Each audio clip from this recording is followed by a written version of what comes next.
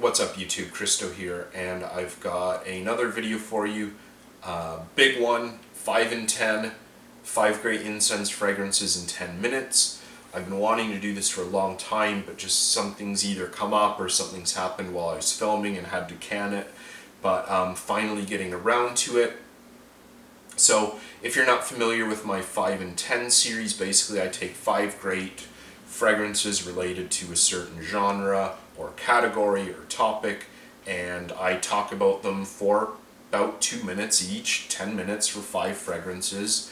I'm not putting them in any specific order. I'm not saying the first one I mention is the best or the last one I mention is the best. Kind of have an order to kind of keep the interest going, but no ranking in between the fragrances themselves.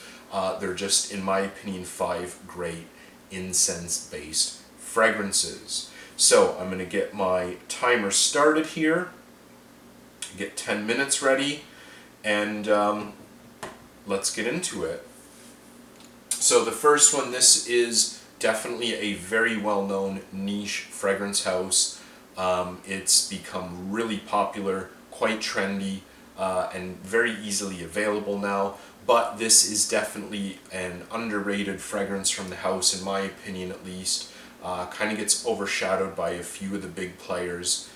This is Amouage's Honor for Men, and without a doubt, fragrances like Jubilation and Interlude kind of steal the spotlight from this one.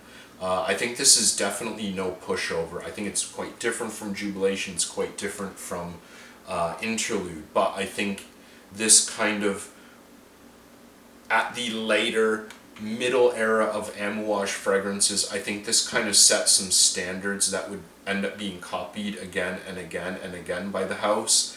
This is actually one of the later releases. It's actually it actually post-dates both Jubilation and Memoir, which, I don't know, maybe it's just weird to me, but I always think of this being an earlier release, maybe because it really doesn't get much attention, it doesn't get talked about as much, whereas the newer Amouage releases, there's quite a lot of buzz around them, but that's just me at least. To me, this is like a beautiful, very thick, dense, incense, smoky fragrance. There's definitely kind of a mentholated feeling. I don't mean there's like mint in it, but there's something about it that's kind of cool and refreshing. But yeah, there's tons of smoke, a little bit of spice, some dry woods, sandalwood I believe in the dry down, and on top of that I just get like, amazing longevity. I do have a very early metal cap era bottle, so I don't know much about the newer formulations, but I definitely have no problem whatsoever with projection longevity on this one. I think this is pretty classy, masculine, great incense fragrance for fall time. Next one, this is an absolute legend in the kind of niche, I call it niche world. It often comes up when people both talk about the best incense and the best woody fragrances. Price per mil, this is one of the most amazing niche fragrances, in the kind of accessible mainstream market. This is Cme Des Garcons Man. This is EDT, not to be confused with the 2 Silver EDP. Both are amazing, but very different smelling. To me, this is like, again, it's really masculine, it's really classy, quite sophisticated, and in my opinion, quite easy to pull off, or more approachable at least than a lot of Cme Des Garcons fragrances. Definitely has a more masculine, definitely a more mature feeling to it, but I think it's quite easy to wear.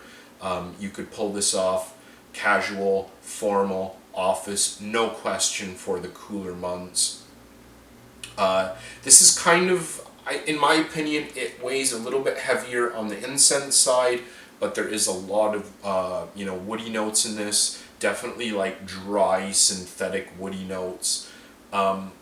Synthetic has become kind of a 4-letter word in the frag com, which unfortunately I think the term synthetic and cheap kind of end up getting mixed around, because most fragrances are synthetic. Some smell like it more than others, even though they are not natural. They may smell more natural. This smells very synthetic, but it's amazing. It's very cold, dreary, dark, just completely like man-made, bizarre, synthetic, futuristic feeling, but it smells amazing. Like, don't let the term synthetic put you off. This fragrance, or Cme Des Garcons in general, this is just absolutely outrageous, especially considering you can get it for about $1.50 per mil in a 100 ml bottle, which in my opinion this outdoes stuff double or triple its retail price. So that's 2-man EDT from Cme Des Garcons. See how we're doing here. Okay, not bad. Next, this I have reviewed as well. It is an amazing fragrance. It is a really daring scent from a really daring house. This is État Libre d'Orange's Rienne. I am very lucky to have an early formulation bottle of this. From what I hear, the newer bottles are quite watered down, much more muted, unfortunately, but it seems like État Libre d'Orange are trying to break into like the mainstream Sephora market, which, you know, good on them, but it's going to end up, you know, things are going to get watered down, things are going to get reformulated, things are going to end up being, you know, more mass market appeal, which, you know, I don't think État Libre d'Orange do really well. I think they were really good in this kind of, you know, avant-garde, strange, weird era, but whatever. We'll see what happens. This scent, though, it's a very smoky, slightly animalic, very bizarre incense fragrance. It smells basically like burning antiseptic bandages, which I mentioned in my review, and I still hold to this day that that's totally what it reminds me of. It's weird, it's strange, it is kind of hard to wear, but if you can pull it off, if you kind of have that confidence, I think it is an absolute gem, like just an absolutely amazing scent.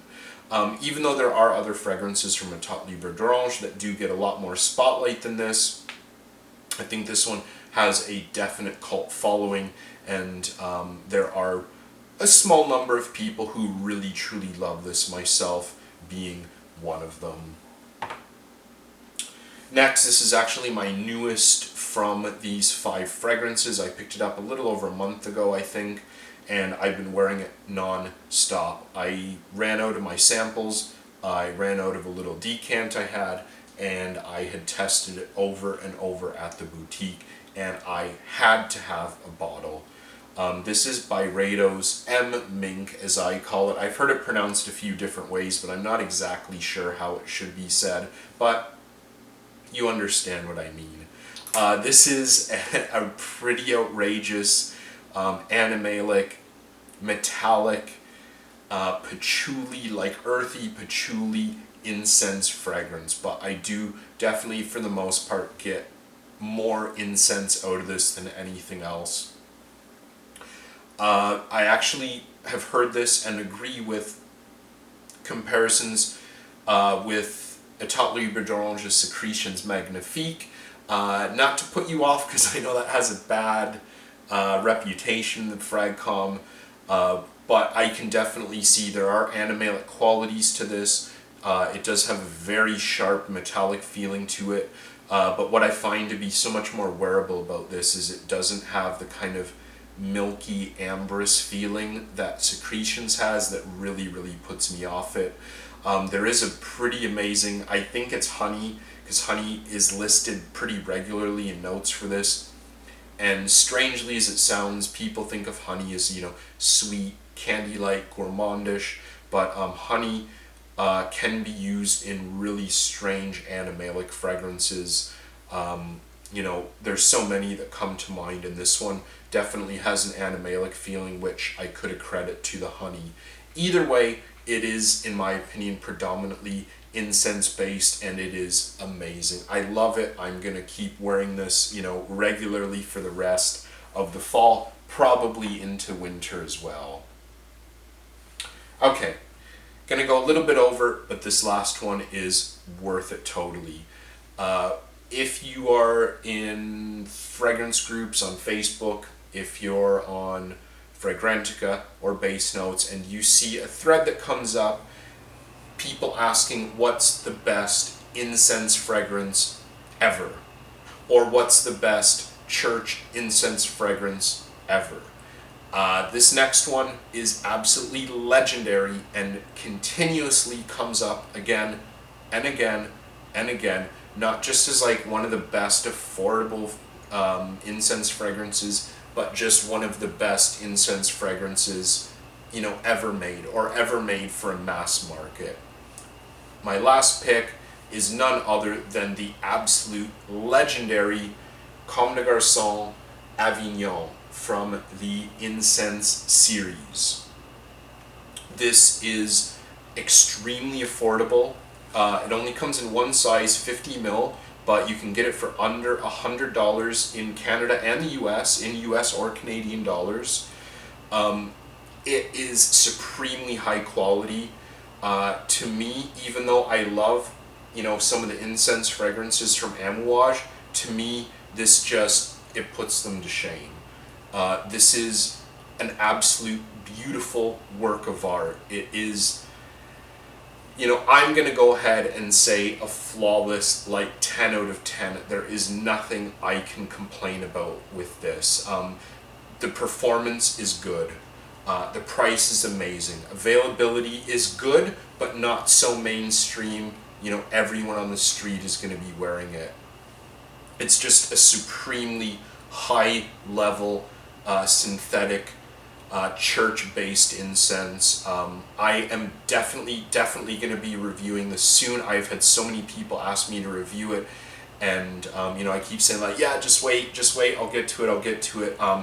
But yeah, I got it in my list here. I'm definitely, for sure, going to review it in the you know, the next month, hopefully before you know, Christmas time, because that's going to be too cold to wear something like this. But this is a beautiful, absolutely amazing, genuine church-based incense.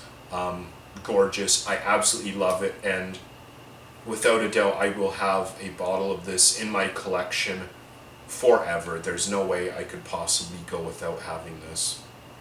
So there you go. Ran a little bit over, but had to pay the respects to this beauty here.